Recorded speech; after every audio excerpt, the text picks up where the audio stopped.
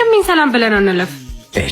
እሺ ነይ ወንድሜ እህቴ ታውቆ ፍቅረኛዬ ነው። እሺ ዮሴፍ እባላለሁ። አይተወሱ ሄኖክ ባይሆን ጫማዬን ጥረግልኝ። እሺ ወይ ጉድ!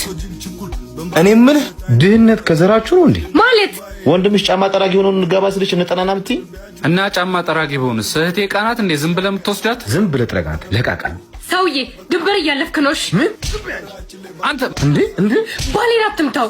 ምን? አዎ እኔና እሱ መሀል አትግባሽ። ና እንሂድ። አንተ ዘንድሮም በዓል ባንድ ዶሮ ነው። ቆይ አንቺ ለምን እሺ ብለሽ ወደ ቤት አትመለሽም? ያ ሁሉ ነገር እያልሽ እያከኩ መኖር ምን የሚሉት ነው? ምን አጎደልክብኝ ብዬ ልተው? ናግባ ወደዚህ። ዶሮዋን እኔ ያረካት እንዴ? ምንድነው? ዶሮአችንን ሰርቆ አያፍርም። ጭራሽ ሽንኩርት ሊገዛ ይመጣል።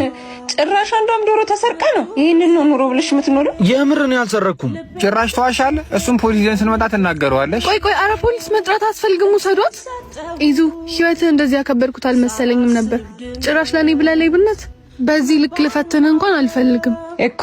ላንቺም ለሱም መለያየታችሁ ነው ይበጀው። አንቺ አይደለሽም እሷ ነች የፈተነች። ምን ደሞ እኔን ምን አደረገች ልትል ነው? ቲኑ እኔ ሳሎን ያረገችውን እነሱ ይንገሩሽ።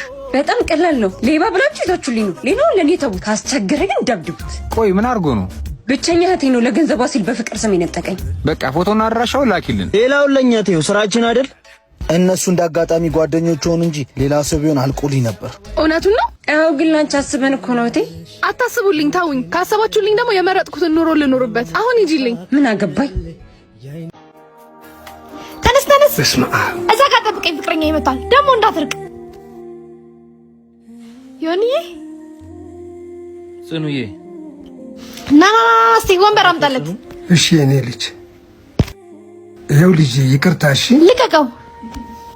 ሂድ ለስላሳ ይዘህለት ና። እስቲ ና። ምን እንደሚፈልግ እንኳን መች ጠየቅከው? ምን ላንጣ የኔ ልጅ? እንደው ከቀልቤ ሳሎን ሳልጠይቅ። አይ ጋሼ እኔ እንኳን ይቅርብኝ። ሚስት እኮ ነው። ምን ያግደረድራል? ሂድ ኮካ ይዘህለት ና። እሺ የኔ ልጅ። የኔ ፍቅር ግን እንደዚህ ባትቆጫቸው። ይኸው የኔ ልጅ ጽናቴ፣ አንድ ነገር ላወራሽ ፈልጌ ነበር። ምንድን ነው የምታወራኝ? እዚሁ አውራኝ። ካላስቸገርኩሽ 300 ብር ይኖርሻል? ከትናንት ወዲያ አይደል 200 ብር የሰጠው? ምንድን ነው በየቀኑ ሰው ማስቸገር? አስቸገርኩ አይደለ? ይቅርታ። ጽኑ እንዴት እንደዚህ ታደርጊያለሽ? ምን አለ ብትሰጫቸው?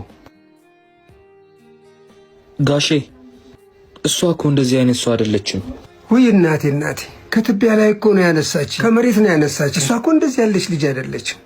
እውነት ነው ጋሼ፣ ውስጧን አውቀውታል። እኔ ግን አሁን የፈለጉትን 300 ብር እኔ ልስጦት።